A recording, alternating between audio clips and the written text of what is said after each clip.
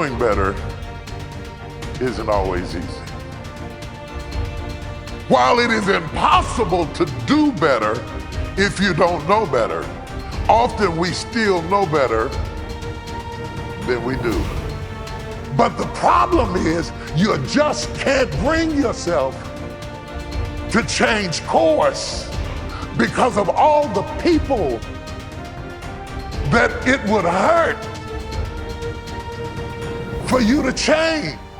And how long will you make those people more important than your destiny? Well, the most important thing is self-esteem. The people that we read about, the people that we admire, the Elon Musks, the Steve Jobs, the Warren Buffetts, etc., all have one thing in common. They have extremely high self-esteem. The truth is, you will never win in life by being someone you are not. You cannot ever live the life of your dreams by settling for someone else's idea of what you should be doing with your life. You will never, ever be happy if you change who you are to fit in with others. Until you accept and embrace who you are destined to live a life at only a mere fraction of your potential. It is simply impossible to be genuinely happy when you are not genuinely yourself. You must be yourself if you want to experience your true purpose in life. Do you understand yourself and what you're trying to achieve? Are you in a place where you actually started the process of not worrying about what your parents or your friends or your spouse thinks about you? 87% of everybody that walks the face of the earth, 7.65 billion people, are unhappy. Don't you understand? Don't you get it? You think Elon Musk wants to fit in? We know the answer is no, right? You want to fit in because you had poor role models at home. Most everybody in this room is a pleaser. You've been trained, keep your head down, don't embarrass yourself, don't embarrass the family, don't say things that may not happen. And I do just the opposite. I tell you to set goals beyond your lifetime. I tell you to set goals as soon as humanly possible. If you want to change, don't expect your life to stay the same. Expect it to get harder. Expect it to actually get really, really tough. Tougher than you can even imagine right now. And this is where you can move past the boundaries that used to hold you back.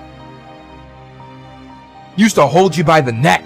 Now you can move towards the fulfillment that's your future. And this, you see, this is where you can finally feel the satisfaction of your work. This is when you finally get to feel that success. Now is the time for you to step up, stand out, and become the person you need to become. Your future is in your hands, and this is what sets your life up to be worth the potential that you deserve. Your power is and always has been the thing that's going to take you towards the life that you have earned.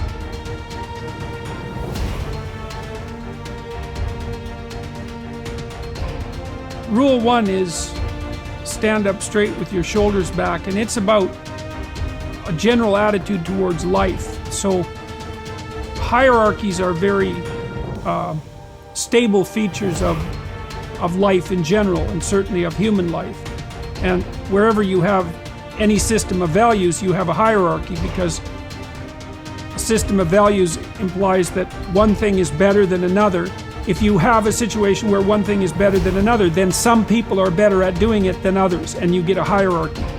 To stand up straight with your shoulders back is a literal injunction, but also a metaphorical injunction, because what you do when you stand up like that is you kind of expose the vulnerable surfaces of your body.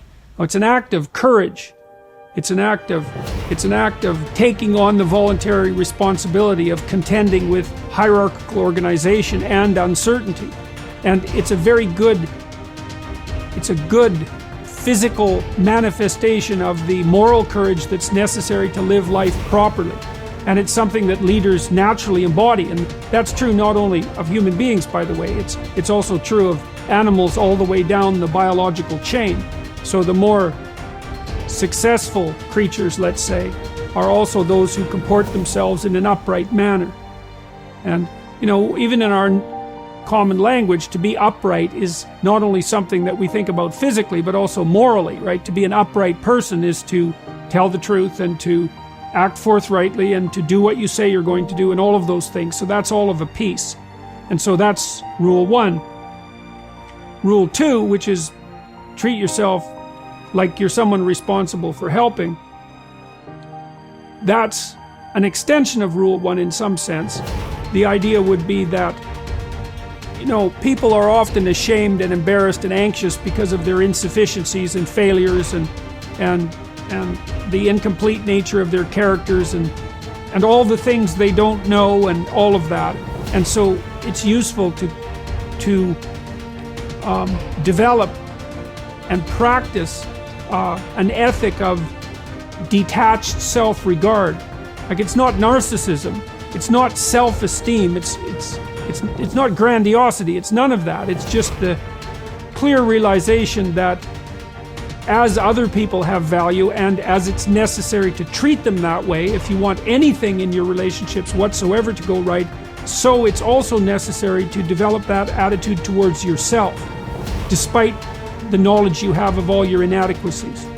And that's a really good thing to practice, because it requires practice, both the detachment and then that ethic of care.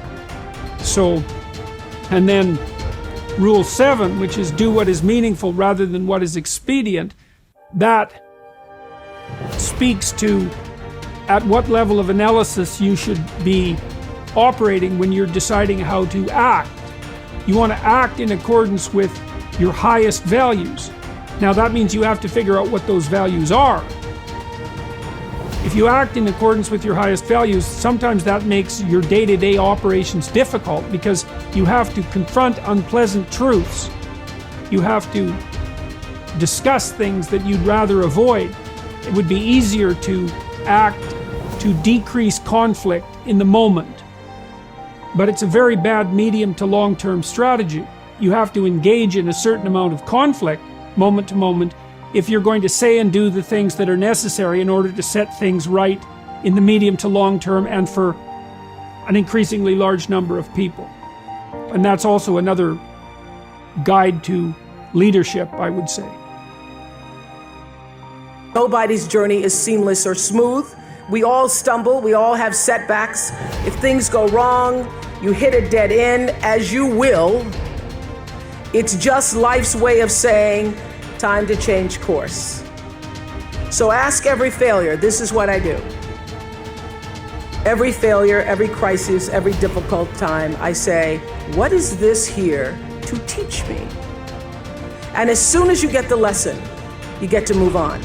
If you really get the lesson, you pass and you don't have to repeat the class. If you don't get the lesson, it shows up wearing another pair of pants or skirt to give you some remedial work. And what I found is that difficulties come when you don't pay attention to life's whisper, because life always whispers to you first. And if you ignore the whisper, sooner or later, you'll get a scream. Whatever you resist persists, but if you ask the right question, not why is this happening, but what is this here to teach me? What is this here to teach me? It puts you in the place and space to get the lesson you need. My friend Eckhart Tolle, who's written this wonderful book called A New Earth, that's all about letting the awareness of who you are stimulate everything that you do. He puts it like this. He says, don't react against a bad situation, merge with that situation instead, and the solution will arise from the challenge. Because surrendering yourself doesn't mean giving up, it means acting with responsibility. Okay, many of you know that, as President Hennessy said, I started this school in Africa. And I founded the school where I'm trying to give South African girls a shot at a future like yours, Stanford. And I spent 5 years making sure that school would be as beautiful as the students. I wanted every girl to feel her worth reflected in her surroundings. So I checked every blueprint,